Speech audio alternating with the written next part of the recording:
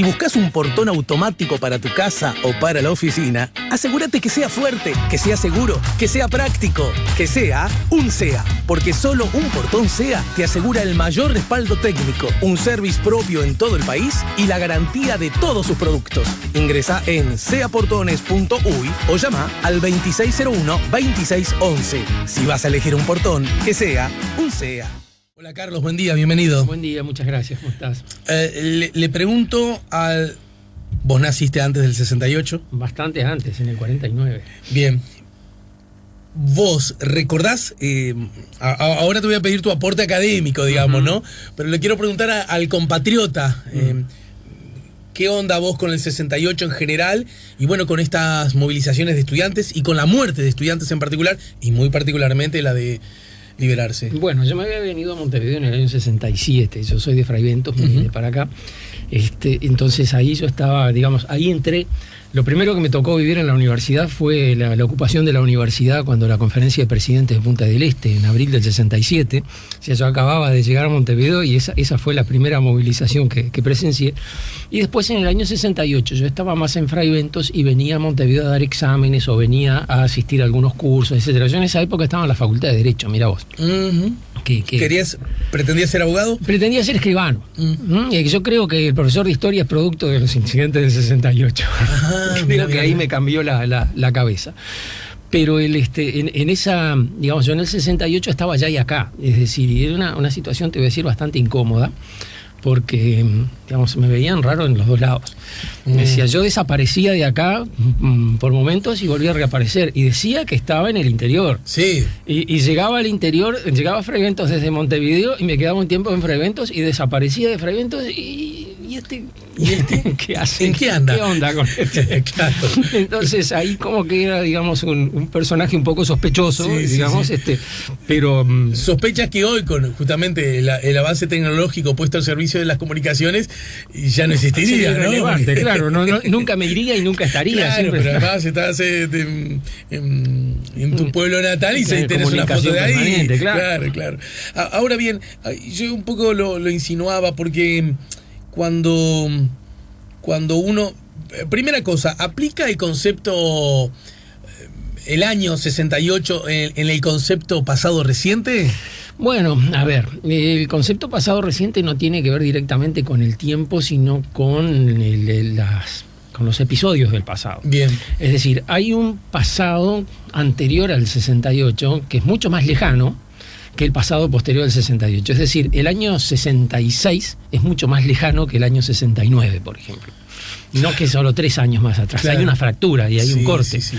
Allí aparece una época nueva, eso es clarísimo. Incluso cuando vos mirás de varias dimensiones, mirás el movimiento estudiantil, los primeros muertos, Macanudo, los primeros mártires, pero mirás, por ejemplo, desde el punto de vista político, en el 68 se instalaron las medidas de seguridad y ya no desaparecieron. Claro. Y cuando vos empezás a hacer la historia del autoritarismo en el Uruguay, lo arrancás desde el 68, no del 73. Claro. Entonces ahí, digamos, uno dice, bueno, vamos a hacer la historia que nos trae hasta el presente, que es un poco la idea del pasado reciente. Bueno, la historia que nos trae hasta el presente todavía arranca desde el año 68. Uh-huh. ¿Y en ese contexto, porque cómo abordar este acontecimiento que provoca la muerte de un estudiante, producto de una bala de la policía, ¿no? Uh-huh. Porque hay, se me ocurre, seguramente muchos caminos, pero hay por lo menos 2. Uno, tratar de contar, de reconstruir cuáles fueron los acontecimientos. Un grupo de personas vino para acá, una persona apareció un policía, alguien dijo algo, alguien no, que la verdad yo tampoco lo tengo. El incidente. El incidente en sí mismo, ¿no? Como tratando de, me parece a mí, infructuosamente tratar de explicarlo todo desde ese lugar, ¿no? Claro. Porque además, justamente en ese año, después hay 2 nuevos muertos. Sí. Entonces, bueno, explicaste uno. ¿Cómo explicás 2 más, verdad? Sí. Y la otra es, bueno, darle ya una explicación de carácter histórico, enmarcado en un planeta entero que está movidito, ¿verdad? Y con el hombre nuevo a la vuelta de la esquina, con el imperialismo que no quita las garras de la lucha de los pueblos.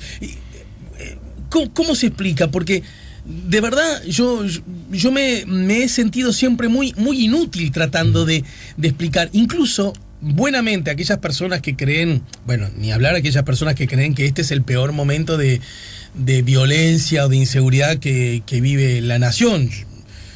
Para mí nada hay peor que secuestren a una persona o que maten a un estudiante. Coincido. ¿No? Es decir, son tan inmensamente distintas las dimensiones que compararlas ya me parece absurdo, o por lo menos equivocado.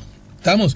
Pero aún así, ¿cómo es posible que pudiésemos convivir con la idea que en democracia la policía pudiese haber matado un solo año a 3 estudiantes, ¿no? Es decir, ¿cómo se ata? ¿Cómo se explica? Ayúdanos, Carlos. Bueno, ojalá pueda. Te digo en principio, eso te indica algo, en qué se había convertido la democracia uruguaya en 1968.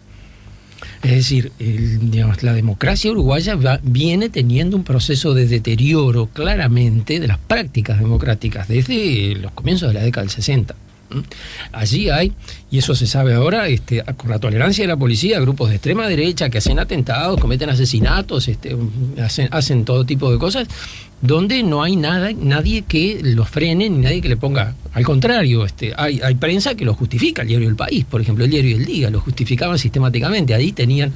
Digamos, pero que eran organizaciones parapoliciales, claro, organizaciones casi parapoliciales con financiación externa. Además, como hay 3 agentes de la CIA que actuaron en Montevideo que escribieron sus memorias, y uno de ellos dice claramente, el gobierno de Luis Valleverres era claramente comunista. En cambio, el señor Nardone era sensible a nuestras demandas, a las demandas de la... Eso lo dice Howard Hunt, que era uno de los plomeros que entraron a Watergate en 1972, y que había sido agente de la CIA en Montevideo. Empezó su carrera en la CIA en Montevideo. Otro, Philippe Aigui, dice, bueno, tenemos toda una red de información y tenemos además toda una red de diarios que son amigos y que nos publican nuestras cosas. Y hace la lista y están todos esos diarios. Entonces, allí uno dice, bueno, hay acá operaciones, digamos, de derecha que claramente tienen, digamos, apoyo desde el exterior y tolerancia de parte del Estado. Además, los episodios de medidas de seguridad se iban repitiendo cada vez con más frecuencia y cada vez con menos justificación. Es decir, las medidas de seguridad se estaban transformando al final en una movida estratégica. Es decir, establecemos medidas de seguridad y de esa manera damos la idea de tal cosa o tal otra. Es decir, se supone que las medidas de seguridad son para ataque exterior inesperado o conmoción interior, pero, digamos, se tomaban... en diciembre de 1965 hubo un episodio de casi una semana de medidas de seguridad, más de una semana de medidas de seguridad. ¿Qué año? Diciembre del 65. Ahora, vos mira, diciembre no es un mes de movilizaciones sociales. Nunca. Esto es el Uruguay. Vos mirás las crónicas de los viajeros del siglo XIX y te dicen este país se desconecta cuando empieza el verano. Y sin embargo allí, en diciembre, hay medidas de seguridad. Entonces, ¿qué es lo que ocurre? Bueno, que la democracia en realidad se está transformando cada vez solo en el acto de ir a votar. Uh-huh. Mientras que el respeto cotidiano de los derechos era algo que ya iba cayendo absolutamente en desuso. Uno de los problemas de una de las medidas de seguridad del año 65, en el año 65 hay 2 episodios de medidas de seguridad en la segunda mitad del año. 65, Pacheco todavía no era el presidente. No, todavía no, había colegiado. Y supone que el colegiado es el modelo, el sumum de la democracia, porque... Bueno, pero ¿cuál fue el integrante del colegiado? Se me fue el nombre que dijo, la democracia hay que darle vacaciones, ¿no? Sí, exacto, del primer colegiado blanco, Nardone. En ese sentido hay muchas cosas que uno dice, bueno, esta democracia se estaba deteriorando. Entonces, cuando vos llegás al año 68, viniendo desde esa época, es decir, los que teníamos 19 años en el año 68, la democracia uruguaya para nosotros era eso. No lo que decía Luis Valle en la década del 50, sino lo que estamos viendo cotidianamente: diarios clausurados, periodistas presos, detenidos que eran castigados en las comisarías, torturas físicas. Trabajadores militarizados, ¿no? Trabajadores militarizados. Fíjate, episodio de medidas de seguridad de octubre del 65. Bueno, pasan unos días, están por levantar medidas de seguridad, pero el gobierno no termina de definirlas, que sé cuánto, y Philippe Aigui, que es un agente de la CIA que está en Montevideo y que lleva un diario que después publicó. Pero te quiero tener acá, no te olvides del cuento, pero sabido es que hay un relato de los hechos propiciado fundamentalmente desde la izquierda, que veía agentes de la CIA hasta en el suegro que no quería darle la mano de tu hija, ¿no es cierto? Agente de la CIA, ¿no? O el suegro que veía en ese muchachito que quería seducir. Sí, es decir, hubo como un abuso del... Estamos hablando, en este caso te estoy hablando de un tipo con carnet de la CIA. Ahí está. Sí, este era un auténtico agente de la CIA que después desertó y publicó su diario, y se llama La CIA por Dentro, justamente, donde relata día por día lo que hacía la CIA en el Uruguay, en Montevideo, porque él estuvo destacado acá durante unos años. Entonces, este Philippe Ayllí dice, bueno, es una cosa que la lees y te provoca cierto escalofrío, ¿no? Dice el gobierno no ha levantado unas medidas de seguridad. Todo el mundo sospecha que no le ha levantado porque está esperando que se borren las marcas del castigo recibido por fulano de tal, uno de los detenidos. Y agrega, la estación va a tener que gestionar la venida de un especialista que le enseñe a la policía uruguaya a interrogar. Claro, o sea, molelos a palos pero no les dejes marcas. Exactamente, ¿cómo se hace para molerlos a palos sin dejarles marcas? Es decir, un especialista en tortura. Después viene Mitrione, y bueno, era eso.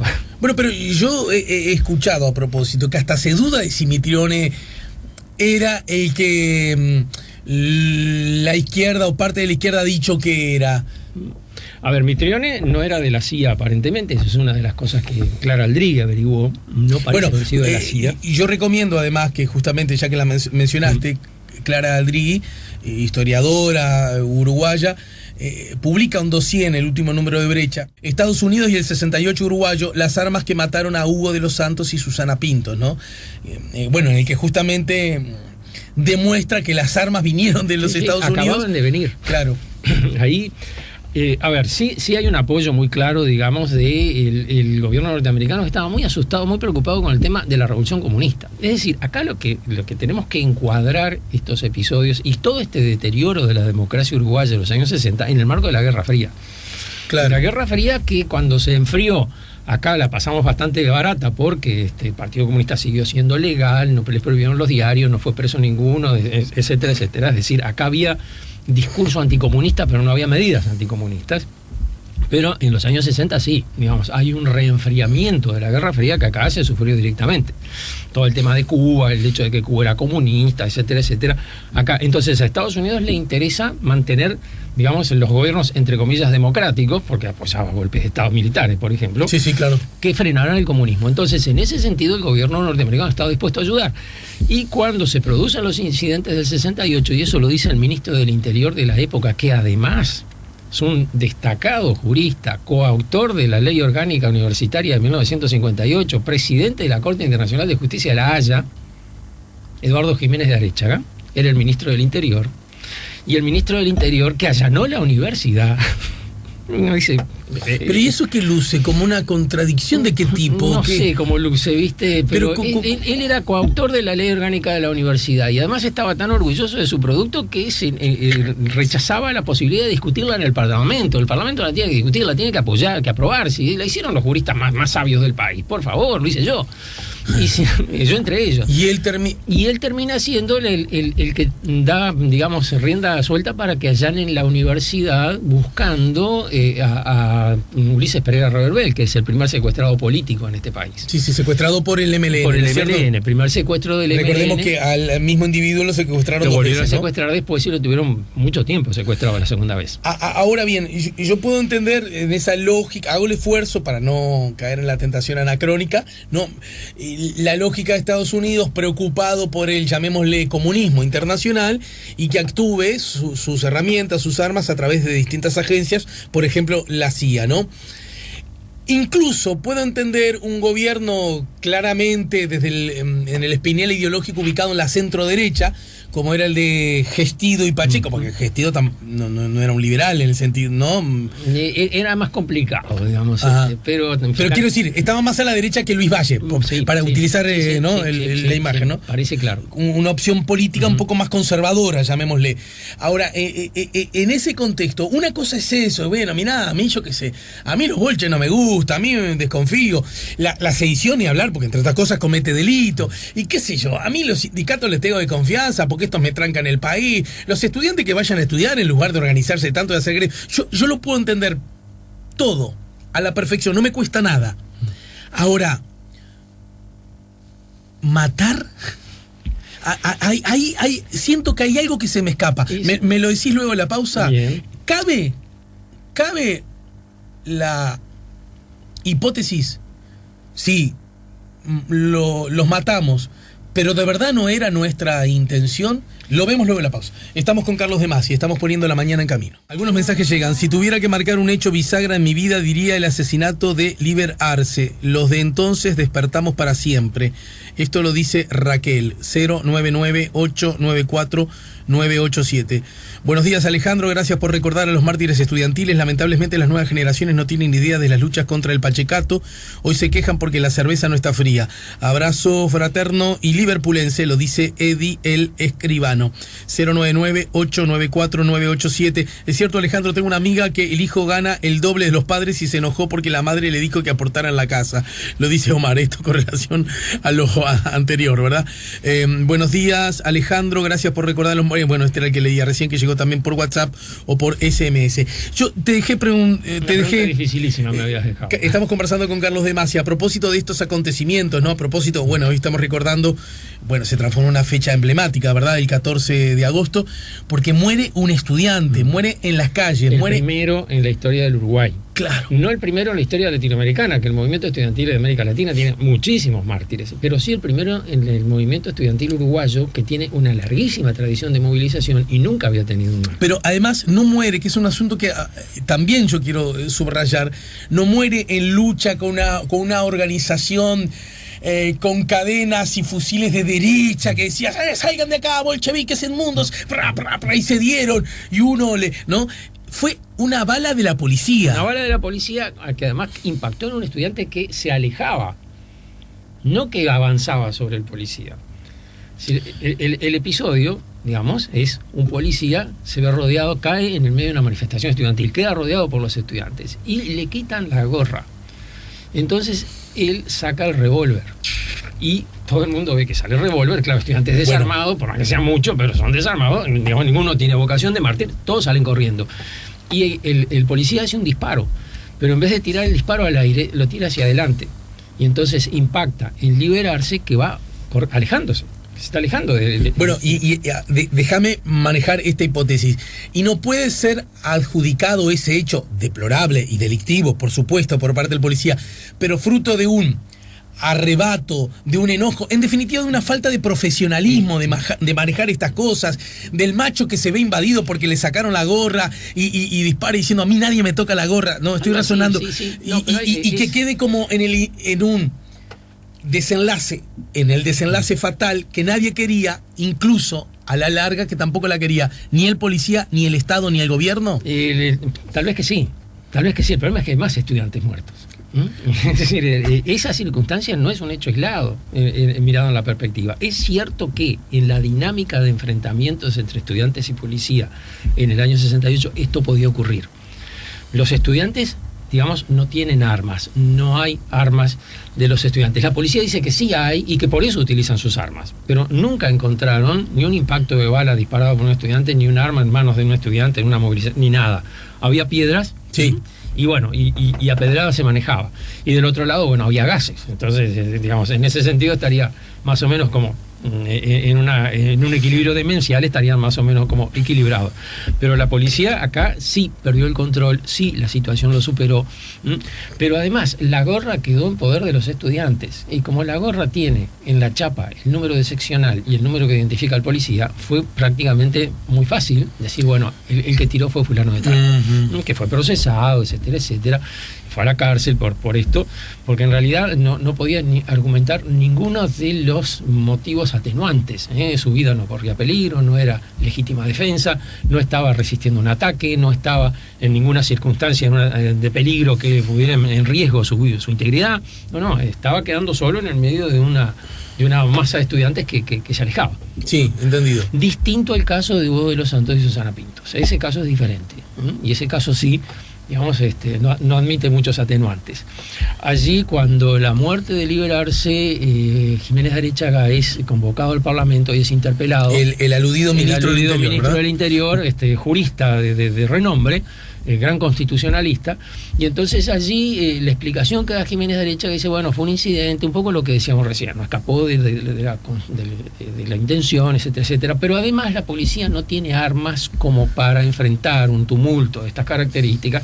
Las armas son para enfrentar delincuentes, pero ahora la policía acaba de recibir armas que son precisamente para esto, son antimotines, y entonces con esas armas con esas armas mataron a uno de los santos de Susana Pintos. Es decir, las armas antimotines que anuncia el ministro que acaban de llegar, que son la última palabra y que con esas la policía puede disolver disturbios. ¿Sí? A eso alude el dossier de Brecha en el último Claro, libro. esas armas son las que se utilizaron para matar a Susana Pintos y Hugo de los Santos, que además el asesinato es terrible, es decir, disparan las armas, hay una movilización a la universidad en el local central, salen corriendo todos cuando la policía empieza a tirar, queda Hugo de los Santos tirado en la escalinata de la universidad. Tratan de salir de la universidad a recogerlo. Sí. No hay caso, arrecia el tiroteo, sale Susana Pintos a decir yo lo voy a sacar. No, también la matan a ella, inclinada delante de... Y el otro termina desangrándose. Porque entonces eran balas letales. Claro. Armas antimotín. Porque cuando uno habla de arma antimotín o antidisturbio, está hablando de armas que te alejan a la gente, pero que no te la asesinan, ¿no? De alguna manera, o era por la manera como lo estaban usando, o era porque no eran propiamente armas antimotines. Esas armas fueron letales para el caso de Hugo de los Santos y Susana Pinto. Pero además ahí no hay, digamos, un policía cercado por un grupo de estudiantes. Sí, al que le quitan la gorra y se siente y se superado por la situación. No, allí hay una cosa que es voluntaria. Cada vez que querían recoger el cuerpo, levantarlo a Hugo de los Santos, que se estaba desangrando, arreciaba el tiroteo. Picaban las balas, es decir, no. ¿Y con qué fin, en la lógica de qué finalidad política, ideológica, conceptual debe verse la acción de un gobierno, repito, en democracia, que tira a estudiantes? Y con esto no estoy diciendo que todos los estudiantes decían cosas maravillosas, justas, pertinentes, adecuadas, pero es que no hay que hacer ese análisis, hay que simplemente decir, a los estudiantes no se les tira. ¿No? Porque, bueno, fuera, que uno dependa de que tire o no tire de acuerdo a las cosas que dicen, ¿no? Claro, ¿de qué cuadro es? ¿Por qué colores grita? Bueno, el tema es después de la muerte del asesinato de Hugo de los Santos y Susana Pintos, nuevamente es convocado al Parlamento Jiménez de Arechaga. Y bueno, allí hace una explicación diferente. Allí, mira qué cosa tan extraña. Dice, bueno, yo tengo un amigo que vivió en la Alemania de la República de Weimar, es decir, Alemania en los años 20. ¿Cuántos uruguayos vivieron en la Alemania en los años 20? Y vivió después para contarlo acá, no sé, pero en fin, Jiménez de Arechaga tenía un amigo que justo estaba ahí. Y decía que allí lo que se vivía era una situación en la cual el Estado tenía que defender la posibilidad de mantener el orden contra muchas fuerzas disolventes que amenazaban con la integridad del poder. Entonces lo que estaba haciendo el Estado era defender la integridad del poder, y entonces para defender la integridad del poder el Estado utiliza el poder. No tiene, digamos, como lo que está en juego es la base del Estado, que es el poder, no puede poner eso en juego. Ahora, eso que dice Jiménez de Arechaga no lo dijo un amigo que vivía en la República de Weimar. Lo dijo Carl Schmitt, que era el jurista teórico del nazismo y de la legalidad del nazismo. Es decir, Carl Schmitt es algo así como Hobbes, claro, el del Leviatán de Hobbes, pero en el siglo XX. Es decir, la teoría del poder, que el poder del Estado no admite réplica, que la política es solo la guerra y solo admite una lógica amigo-enemigo, y los que no son tus amigos son tus enemigos, y a los enemigos hay que tratarlos como tales. Bueno, esa lógica es la lógica de Carl Schmitt. Esa es la lógica del amigo que había estado en la... Es decir, si vos lo mirás desde la perspectiva uruguaya, decís, bueno, aparentemente acá hay un discurso que dice el poder del Estado se ve cuestionado por fuerzas sociales, y para evitar el desborde de las fuerzas sociales y mantener la incolumidad del poder, el Estado reacciona de esa manera. Lo que demuestra una cosa que...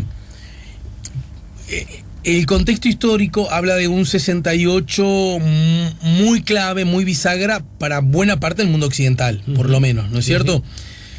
La idea de el advenimiento del socialismo, o la de un nuevo orden, o la del nuevo hombre, cada una con sus variantes, hablaba en todo caso del final de un paradigma y el nacimiento de uno nuevo, ¿no? Eso se abrazó, obviamente, esas ideas nuevas, la historia demuestra que en general la abrazan los jóvenes, ¿verdad? Como venía con fuerte incidencia de las ideas socialistas, comunistas, los trabajadores y los trabajadores organizados también jugaban un rol muy importante en ese supuesto cambio. Ha pasado medio siglo y podemos decir que tenían una mirada un tanto romántica, ingenua acerca del hombre nuevo y del tiempo nuevo, porque no vino ni lo uno ni lo otro. ¿Estamos de acuerdo? Sí, sí. Pero lo interesante es que el reproche de ingenuidad se le hace, con todo derecho además, ¿no? A la izquierda. Pero entonces, si el Estado se veía amenazado, se ve que, llamémosle, los estados, las derechas instaladas en los gobiernos, también se creyeron eso. Pero claro. Porque si no, vos no reaccionás así. No se justificaría. Si no lo dejás, dejalo, que digan. Si no consideran que está en riesgo su situación, y que está en riesgo inminente además, porque una de las ideas de la época era que ese cambio social era inminente, estaba por ocurrir. Si no se considera eso, no se entiende por qué la reacción tan brutal. Es decir, no habría motivo. Si bueno, deja que los estudiantes chillen, si van a romper algún vidrio, si agarras algún, mételo preso, jurídico, ya ponerlo delante del juez. Bueno, lo que en líneas generales ha pasado de ahí en más, digamos, ¿no? Lo que había pasado antes. ¿Qué hubiera pasado si las fuerzas sociales desbordaban el poder del Estado? Y supongo que las fuerzas sociales tienen una dinámica particular, es decir, las fuerzas sociales no actúan continuamente, hay un momento de movilización y un momento de baja, siempre. Otra pregunta que siempre me hago cuando hablamos de estos tiempos es, recordemos que el presidente de la República fue Pacheco Areco, que en su condición de vicepresidente asume como tal ante la muerte del general Gestido. Una pregunta que a los historiadores no les gusta mucho meterse porque es lo contrafáctico, ¿no? Pero que también hay que hacerla, aunque sea como una especie de juego, no para frivolizar el tema, sino para hablar de posibles nuevos u otros escenarios. Si Pacheco no hubiese sido el presidente, si Gestido hubiese sido el primer mandatario, toda este desborde, por decirlo menos, ¿se hubiera llevado a cabo igual? Bueno, no sé. Primero, Gestido falleció en diciembre del 67, así que lo que tenemos para evaluar a Gestido son sus medidas. Muy poco. Exactamente. Por otro lado, es una figura que tiene más peso político, es decir, allí el vicepresidente estaba ocupando la presidencia porque había fallecido el presidente. La persona que había sido electa era ese presidente. Si ese presidente seguía ejerciendo el mando, sin duda podía concentrar resortes de poder de otra forma que como lo podía haber hecho Pacheco. Eso es claro. Ahora, si uno mira cómo venía el gobierno de Gestido, y el gobierno de Gestido venía también endureciéndose, digamos, en cierta medida por dos dimensiones. Una, por el lado de las medidas de seguridad, ¿no? El gobierno adopta medidas de seguridad en octubre del 67, y las medidas de seguridad además siempre son por lo mismo, para combatir paros y huelgas. No hay medidas de seguridad por otro motivo desde las inundaciones de 1959, que ahí se estableció medidas de seguridad para poder facilitar la ayuda, etcétera, digamos, pero si no, siempre es una medida represiva. Breve paréntesis, ¿y esto es porque el movimiento sindical tenía demasiado flojo el resorte del paro y la huelga, o es que tenía demasiado flojo el gobierno tenía demasiado flojo el resorte de la medida pronta? Yo creo que eso, porque el resorte porque de recuperación democrática, claro, para acá, yo no llevo estadísticas, además no estudio en la materia. Pero mira que el Uruguay hace paro y huelga, sí, es que además, el paro y la huelga que vos ves, en el movimiento sindical tiene un límite muy preciso. Es decir, vos no podés hacer paros y huelgas más allá del momento en que podés poner en riesgo tu fuente de trabajo. Sí, pues si no... Si te quedas sin tirás el bebé con el agua de la tina, ¿no? O le tenés que llevar comida a tu casa. A tu gente, claro. Es decir, no te podés exceder. Ahí tenés un límite que es bastante preciso. Entonces, digamos, la cantidad de paros y huelgas que habría en el año 67 podría ser, supongamos, el máximo de lo que la sociedad podía llevar adelante. Pero existe un máximo, no podés superar ese máximo. La huelga general por tiempo indeterminado no ocurre. Entonces, el gobierno da la impresión de que tiene el gatillo fácil en ese sentido. Y en ese sentido, porque estoy pensando desde la perspectiva política, ¿no? Hay un gobierno que en un mismo año mata a 3 estudiantes. Yo lo pienso, está bien, me hago una trampa, porque son los ojos de Eloy, ¿no? Pero lo pienso con los ojos de Eloy, el costo político que ese gobierno de cualquier partido hubiese tenido, porque hasta incluso las corrientes más reaccionarias, más de derecha, más conservadoras, menos afines a los... Dice, bueno, pero matar estudiantes ya es demasiado, papá. Sí. ¿Y qué pasaba con eso? ¿No costaba políticamente semejantes hechos? Políticamente, y al Partido Colorado le costó la salida del vallismo del Partido Colorado. Es decir, el Partido Colorado inició allí un ciclo que va a terminar ahora con unas votaciones por debajo del 10%. Es decir, los vallistas se desengañaron del Partido Colorado, y allí hay una figura que uno la ve que es muy claro en ese sentido, que es Michelini. Michelini tenía hijos adolescentes que estaban en las movilizaciones, y se lo plantea, se lo dice claramente a Jiménez Derecha, que le dice: la sangre de estos jóvenes caerá sobre el Partido Colorado. Es decir, el Partido Colorado es el responsable del asesinato de estos jóvenes, hablando de Hugo de los Santos y Susana Pinto. Y es como que, cuando él dice eso, es como que está rompiendo con ese partido, diciendo: yo no quiero tener que ver con esto, yo no soy, digamos, partidario de este tipo de cosas. Es decir, allí hay una fractura que se ve muy clara en el Partido Colorado, y que va a empezar a dar origen a ese nucleamiento que después, en 1971, va a ser el Frente Amplio. Sin embargo, en el año 71 el Partido Colorado vuelve a ganar la elección. Claro, ¿no? Vuelve a ganar la elección, pero ya con una estructura de votos distinta, porque históricamente la mayoría del Partido Colorado era el vallismo. En cambio, lo que podríamos decir un centro izquierda. Claro, un centro izquierda que era la izquierda nacional, por decirlo de alguna manera, ¿no? Sí. Y en 1971 la mayoría del Partido Colorado no es el vallismo, sino que es más bien los sectores que se identificaban con el discurso del coloradismo independiente. Es decir, el pachequismo en buena medida reproduce un discurso que es el Partido Colorado de derecha, es el discurso del Diario de la Mañana. Claro.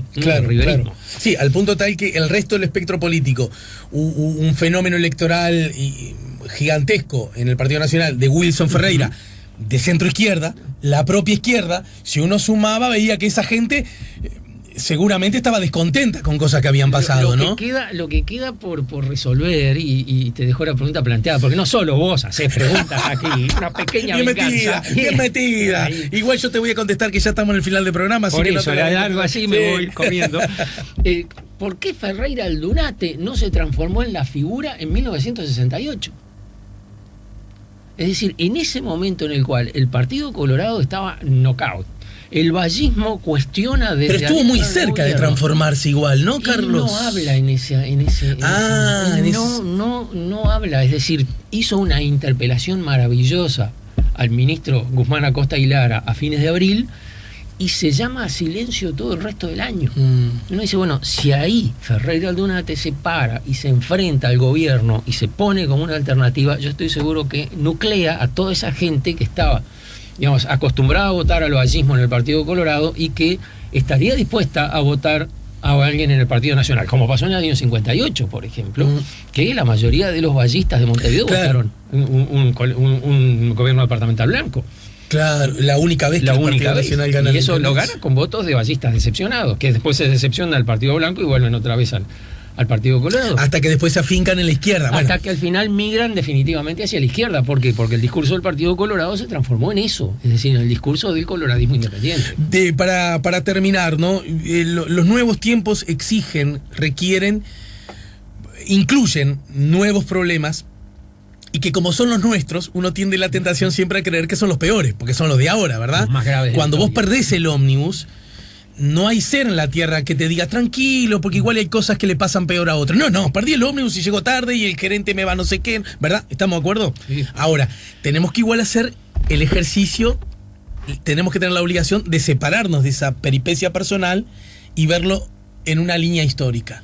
Desde esa perspectiva, querido Carlos, los orientales, los uruguayos, aún discutiendo mal, a mí me da la sensación que estamos mejor que 50 años atrás, ¿no? Bueno, yo que ya soy una persona que accede a una edad casi provecta, ¿no?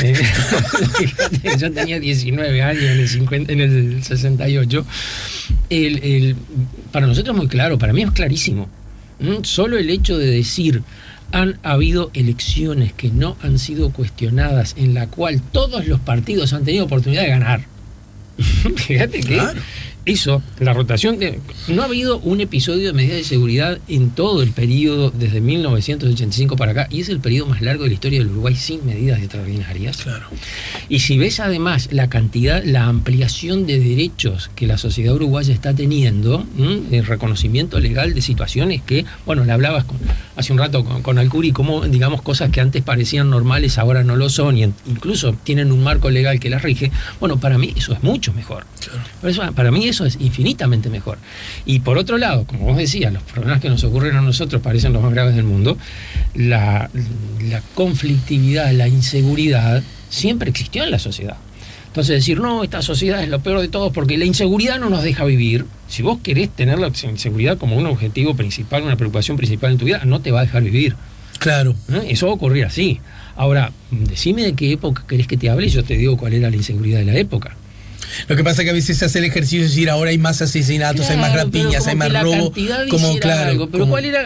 A ver, comparame la cifra de asesinatos de 1954 con la del presente. ¿Y quién sabe la cifra de asesinatos en el 54?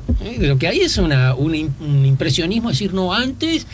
Esa cosa también muy divertida. Antes la gente no cerraba la puerta, se iba y dejaba la puerta abierta. A mí nunca me pasó, tengo 70 años. Bueno, no, y además cuando se dice eso yo digo, no nos olvidemos que antes no se cerraba la puerta porque siempre estaba la abuela y la madre que estaban en la casa, justamente lo que acabamos de decir, porque no salían de la casa, ¿verdad? O sea, siempre había gente ahí en la casa. Un detalle interesante, no le echabas llave a la puerta. ¿Y por qué tenían cerradura las puertas? Bueno, pero buen dato. Esto venía a los efectos que vos decías, sí, claro, de que, digamos, uno tiene tendencia a agravar los problemas del presente, a verlos como particularmente graves y subestimar la gravedad de los problemas del pasado. Pero es que, y yo me quedé con dos cosas que en el año, estamos a 50 años de un año en el que organizaciones políticas armadas secuestraban personas, ni hablar robar bancos, secuestraban personas. Y el Estado mataba estudiantes. Uh-huh. ¿A quién se le puede ocurrir que eso es mejor que lo de ahora? Claro, digamos, eso no venía de ahí, venía de atrás. Es decir, eso no era una sorpresa que uno dijera en 1938, claro, en qué país estamos viviendo. Eso es el punto principal. Es decir, había un nefasto acostumbramiento a ese tipo de cosas, o de tolerancia a ese tipo de cosas, que hoy en día uno piensa, tendríamos que ser más rígidos, más estrictos, decir, no, esto no puede ocurrir en ninguna circunstancia. Cerraban diarios se cerraba. Pero ¿de qué estamos hablando? ¿No? ¿De qué estamos hablando? ¿No? Lo curioso es que algunos gestos autoritarios de ese gobierno, democrático pero autoritario, ¿verdad? Algunos ahora parecen querer minimizarlo. Y condenan gestos autoritarios de otros gobiernos del continente. Y después estamos los otros, los que criticamos los gestos autoritarios de ahora y también los de ayer, ¿no? Y que no nos duelen prendas. Fíjate una cosa, te menciono el episodio, ya estamos terminando, solo te lo digo. Clausuraron un diario porque traía la solución de un crucigrama.